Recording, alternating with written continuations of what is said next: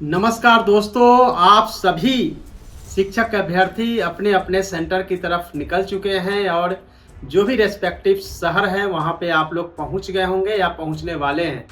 सभी से मेरी रिक्वेस्ट होगी कि आप सभी अपने सेंटर्स को आज ही एक बार विजिट ज़रूर कर लें, ताकि कल से जो एग्ज़ाम होने वाली है उसमें आपको यह समस्या न रहे कि सेंटर कहाँ पे है, किस गली में है, किस मोहल्ले में है, क्योंकि सेंटर की संख्या बहुत अधिक है और भीड़ भी अधिक होगी। साथ में जो भी ट्रांसपोर्टेशंस के जो आपके पास सुविधा है, जिसमें कि आप देख रहे होंगे कि बहुत सारे जो स्टूडेंट्स हैं मैक्सिमम वो ऑटो का यूज करेंगे या रिक्शा का यूज करेंगे, जिसमें कि जाम होने की संभावना रहेगी। इसीलिए आप सभी अपने सेंटर्स पे सबसे पहले तो समय से पहुँचिए। कम से कम आप यह कोशिश करिए कि 2.5 घंटे पहले आप अपने सेंटर्स पे पहुँच जाएँ, क्योंकि एग्ज़ाम शुरू होने के 1 घंटा पहले ही सेंटर जो है वो बंद कर दिया जाएगा, उसके गेट। साथ ही आप सब जानते हैं कि आपके एडमिट कार्ड को भी स्कैन किया जाएगा। बाकी जो बायोमेट्रिक्स प्रोसेस है उसमें भी समय लगेंगे, इसीलिए जितना अधिक जल्दी पहुंचेंगे उतना बेहतर होगा, क्योंकि लेट करने से बहुत सारी समस्याएं जो है आपके सामने आएगी। तो सबसे पहले तो सेंटर पे पहुंचना जो है वो आप सुनिश्चित करें कि आपको समय से पहुंच जाए। मेरी तरफ से पहला जो है आप लोगों के लिए सलाह होगी। दूसरी, जो भी आपको साथ में लेके जाना है कि डबल एडमिट कार्ड लेके जाने हैं, आपको बॉल पेन लेके जाना है, वो सभी का एक लिस्ट बना ले, उसके हिसाब से जाए। और बुक वगैरह लेके बिल्कुल ही नहीं जाए सेंटर्स पे, क्योंकि अब सेंटर्स पे बुक ले जाने का समय नहीं बचता है, क्योंकि आपको कई प्रोसेस करने के बाद एग्जामिनेशन हॉल में इंटर करना है और एग्जामिनेशन हॉल में कुल रहना है। और आप सभी जानते हैं कि बीपीएससी की जो तैयारी है इस बार एग्ज़ाम की बहुत ही उम्दा है, बहुत ही अच्छी है, क्योंकि इसी लेवल की तैयारी होनी चाहिए ताकि एग्ज़ाम में किसी तरह की कोई गड़बड़ी नहीं है। बहुत अच्छी पहल है। इस तरह के एग्ज़ाम्स होंगे तो निश्चित रूप से जो मेधावी छात्र हैं उनको ही चांस मिलेगा।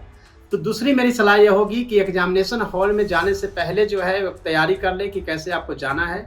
एग्जामिनेशन हॉल में जाने के बाद क्या करना है यह आप लोगों को समझना बहुत जरूरी है। सबसे पहले आप अपने जो भी एग्जामिनेशन हॉल में जा रहे हैं, जो भी आपको रूम अलॉट किया गया, वहाँ जाने के बाद आप सबसे पहले 20 टाइम्स कम से कम डीप ब्रीथिंग करेंगे। आप 20 बार अपनी सांस जो है ऊपर नीचे हल्की लेंगे, ताकि आपको रिलैक्स महसूस हो, रिलैक्स फील हो, क्योंकि सभी के सभी जो कैंडिडेट्स हैं वो काफ़ी परेशान होंगे, एंजाइटी में होंगे, क्योंकि अब जब सेंटर्स में जाएंगे तो आप परेशान रहेंगे, क्योंकि आपको सभी को रिजल्ट लेना है। तो आप डीप ब्रीथिंग 20 टाइम्स करेंगे। जब एक बार आपके पास मिल जाएंगे क्वेश्चन बुकलेट, उससे पहले आपको OMR मिलेंगे। OMR में आप बहुत सारे परेशान हैं कि 7 डिजिट का जो मॉडल OMR सीट दिया गया था उसमें दिया गया है, जबकि आपके जो रोल नंबर अलॉट है वो 6 डिजिट के है। तो क्या करना है, तो पहला वाला जो बॉक्स है उसको छोड़ के फिर वहाँ से रोल नंबर स्टार्ट करना है। इसमें परेशान होने की जरूरत नहीं है। सो ये OMR सीट को बहुत ही प्रॉपरली सोच समझ के अच्छे से आप फिलअप करेंगे। उसके बाद आपको क्वेश्चन बुकलेट मिल जाएंगे। क्वेश्चन बुकलेट के जो इंस्ट्रक्शंस है उसको तो पढ़ना ही है। साथ ही आप सभी जानते हैं कि इंस्ट्रक्शंस में लिखे होंगे कि आपको निगेटिव मार्किंग जो है 1/4 होंगे, 0.25%, लेकिन निगेटिव मार्किंग नहीं है, आप सब जानते हैं। ऐसे में आपको परेशान होने की जरूरत नहीं है, तो वो इंस्ट्रक्शन भी आप इग्नोर कर सकते हैं और इंस्ट्रक्शन नॉर्मल होंगे कि आपको किस तरह से एग्जाम देने हैं। तीसरा, जब आप बुकलेट ओपन कर देंगे तो आप फिर आपका 2 चीज़ें आपको ध्यान रखनी है। पहली कि आपको जो है उस सेक्शन को अटेम्प्ट करना है जो सेक्शन आपका बहुत अच्छा हो, और यह बिल्कुल नहीं घबराना है कि क्वेश्चन बहुत हार्ड है, क्योंकि हो सकता है आपके सेट में पहले जो क्वेश्चंस मिलेंगे, पहले 10-15 क्वेश्चन हो सकता है हार्ड हो।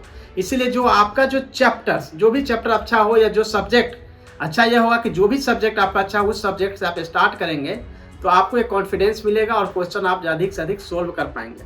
साथ ही टाइम मैनेजमेंट बहुत ही इंपॉर्टेंट है, क्योंकि आपके पास जो 120 क्वेश्चंस हैं उसमें आपको ध्यान रखना है कि आपके पास जो समय है उसके हिसाब से एक क्वेश्चन पे 1 मिनट, लेकिन आपको यह मान के चलना है कि हमें मैक्सिमम जो है एक क्वेश्चन पे 40 से 45 सेकेंड ही देना है। तभी आप मैथ या रीजनिंग जो सेक्शन होगा उस पर अधिक समय दे पाएंगे। साथ ही बहुत सारे ऐसे क्वेश्चन होंगे जो 1 लाइनर होगा, जो आपको 20-25 सेकेंड में ही आप उसको सोल्व करते चले जाएंगे। तो क्या 1 से लेकर 120 क्वेश्चन तक हम कंटिन्यू सबको सोल्व करते जाएं? बिल्कुल नहीं। आपको जो क्वेश्चन इजी लगता हो, जो क्वेश्चन बिल्कुल ही 1 लाइनर टाइप के क्वेश्चन है, इजी क्वेश्चन है, उसको अटेम्प्ट करते हुए चले जाना। 120 में से अगर ऐसा करेंगे तो लगभग 100 के आसपास क्वेश्चन फर्स्ट अटेम्प्ट में आपके बन जाएंगे। उसके बाद आपको फिर से बबल करने हैं, 100 क्वेश्चन जो है उसको बबल करने हैं। उसके बाद जो बचे हुए क्वेश्चन जो कि कंफ्यूजिंग वाले या फिर टफ क्वेश्चंस हैं उसको सेकेंड टाइम में अटेम्प्ट करके सभी क्वेश्चंस को बनाना है, क्योंकि फर्स्ट टाइम में ही सबको बनाएंगे तो गलती भी होगी, टाइम भी लगेगा, और लास्ट के जो इजी जो क्वेश्चंस हो सकते हैं वो आपसे हड़बड़ी में हो सकता है गलती हो जाए। दूसरा है कि जिन लोगों ने भी बबल्स की प्रैक्टिस OMR पे की है घर पे तो अच्छी बात है, नहीं की है तो आप यह मान के चले कि आपको 15 मिनट मिनिमम जो है बबल करने में लगेगा। इसलिए ध्यान रहे कि फर्स्ट अटेम्प्ट में ही जो क्वेश्चन आप बनाए हैं उसको बबल कर ले, और सेकेंड अटेम्प्ट में जब क्वेश्चन जो भी आपका नहीं बन रहा है या बनने कंफ्यूजिंग है, टफ है, उसको बनाते जाएं और कलर करते जाएं। इससे आपके लिए सुविधा होगी, आप इजीली जो है सारे क्वेश्चन को अटेम्प्ट भी कर पाएंगे और मैक्सिमम सही करेंगे। और एलिमिनेशन मेथड के साथ आप इसको बनाएंगे, क्योंकि बहुत सारे आप में से जो कैंडिडेट्स उन्होंने पूछा कि सर अब निगेटिव मार्किंग तो नहीं रहा तो तुक्का कैसे लगाएंगे। तुक्का लगाने का वही प्रोसेस है कि आपको जो एलिमिनेशन मेथड जो आपको छटने की पद्धति मैंने बताए थे वह एलिमिनेशन मेथड से क्वेश्चंस को बनाने होंगे। एलिमिनेशन मेथड को आप अपनाएंगे तो निश्चित रूप से आपके क्वेश्चन जो है सही होंगे। मैथ या रीजनिंग जैसे जो क्वेश्चंस हैं उसमें आप ई पे न जाए तो बेहतर है, क्योंकि ई पर हो सकता है 1-2 ही आंसर मिले, बाकी सब आंसर जो है आपको ABC में से ही मिलने वाला है जो पैटर्न है एग्जाम के। तो ये मैंने आपको एक फार्मूला दिया है, साथ ही आप एलिमिनेशन मेथड से करेंगे तो मैक्सिमम क्वेश्चन आप सही कर पाएंगे। याद रहे लापरवाही नहीं करें, बिल्कुल ही आप सीरियसली उसको करेंगे, क्योंकि एक एक नंबर पे जो है हजारों स्टूडेंट होंगे, हजारों कैंडिडेट्स होंगे, इसीलिए बहुत ही सीरियसली आपको एग्जाम देना है। अब आज की रात जो है आपको अच्छी नींद भी लेनी है, लेकिन चूंकि एग्जामिनेशन का आपको टेंशन होगा, आपको नींद मैक्सिमम कैंडिडेट से उनको नहीं आएगी। घबराने की जरूरत नहीं है, क्योंकि एक रात आप कम भी सोते हैं तो उससे ज़्यादा प्रॉब्लम नहीं होती है, लेकिन आपको कोशिश करनी है कि नींद लेनी है। लेकिन नींद ना आए तो सबसे बेहतर तरीका यह है कि आप आंख बंद करते हुए भी सोने की ट्राई करें, लेकिन इसको घबराहट नहीं लेनी है कि मुझे कल एग्जाम देना है, नींद नहीं आ रही, इससे परेशान नहीं होना है। क्योंकि हम लोग भी UPSC एग्जाम देते थे तो नींद नहीं आती थी, लेकिन एक नॉर्मल फार्मूला है कि आंख बंद करके रखना है, बॉडी और शरीर को रिलैक्स, ब्रेन को रिलैक्स कराना है, आपको इजीली जो है आप एग्जाम में बेहतर परफॉर्मेंस करेंगे। और साथ ही आप ये कर सकते हैं कि आप हाथ पैर को धोकर अगर आप सोने के लिए जाएंगे तो डेफिनेटली आपको नींद आएगी। किसी तरह का ब्रेन में जो है मैसेज वगैरह नहीं करे, किसी तरह कंफ्यूजन नहीं रखे, किसी तरह की एंजाइटी नहीं रखे, इजीली आपको नींद आएगी, इसलिए कोई दिक्कत नहीं आएगी। लेकिन हाँ, एग्जामिनेशन हॉल में बहुत ही कूल होकर आपको एग्जाम देने की जरूरत है। तो ये मेरे जो है लास्ट टिप्स आप लोगों के लिए था। और रही बात कि आपके हमेशा की अब निगेटिव नहीं तो कट ऑफ क्या जाएगा, बस एग्जाम आप दे दीजिए, उसके बाद हम कट ऑफ और आपको आंसर की भी जो ऑथेंटिक होंगे आपको बता देंगे। लेकिन फिलहाल जो है आप एग्जाम पे फोकस करें, इसीलिए मैं किसी तरह के कट ऑफ पे बात नहीं कर रहा हूँ, क्योंकि अगर ऐसा मैं करूँगा तो मैक्सिमम कैंडिडेट्स जो हैं बहुत ज़्यादा बड़ी हो जाएंगे, खुश हो जाएंगे, बहुत सारे दुखी हो जाएंगे।